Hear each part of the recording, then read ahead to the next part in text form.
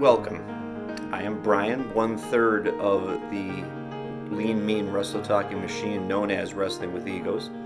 I'd like to thank you for joining me, far from the maddening crowd as it were. I'd like to welcome you to the first of what I hope will be many episodes of some bonus content that we're happy to deliver to you. Brian's Fireside Chat. You can see that I'm sitting here next to the fireplace. There's no fire in it yet. Winter's not here yet, but winter is coming, as we mentioned on the show last week. Before we get going, I'd like to plug our socials.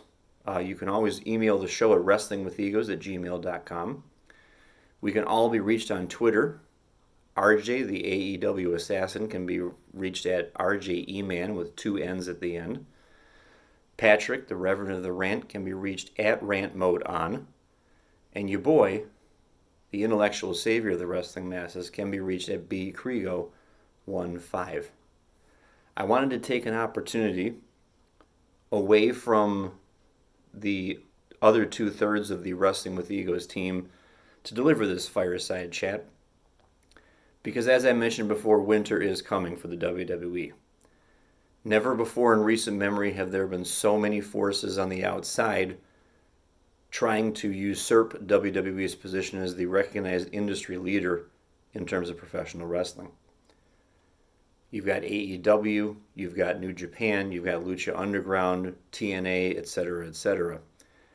What I plan to deliver to you in this fireside chat is a simple 3-point plan that I think if WWE can follow it, they will justify their continued status as the industry leader. The first step in my 3-point plan is simple. WWE has to use the talent that it has in its employ. They have so much airtime across Raw, SmackDown, and NXT, so many hours of programming, and they employ so many great wrestlers. And we know the names: Seth Rollins, AJ Styles, Bayley, Finn Balor, Bray Wyatt, The Revival, Charlotte Flair, Becky Lynch, Roman Reigns, Daniel Bryan, Samoa Joe, Kevin Owens, and I could go on and on and on. With all that talent and all those hours of programming, let them loose. Let's see some wrestling. Let's not see segments, and let's not see backstage skits, and let's not see interviews that go nowhere because you're not really interviewing them. Let's have them in the ring. Let's have them wrestle each other, and let's make some great moments in the ring. Second part of my plan is for the WWE to realize that the audience that is watching them is intelligent. Our attention spans are longer than you think they are.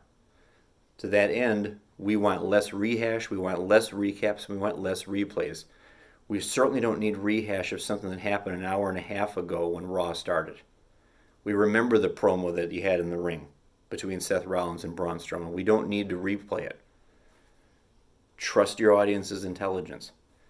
You have less time for that, you automatically now have more time to give us in-ring content and promos and advance these storylines. And speaking of those storylines, the third part of my plan, trust your talent. Especially the people that you've brought along through developmental, their time in NXT.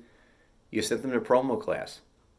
They should have a more active role than I think they do now in developing their character. And what do you see your storyline happening? How do you see your character changing over the course of the next 6, 8, or 12 months? Let them write some promos. Let them call a match in the ring so that we don't get the same old, same old.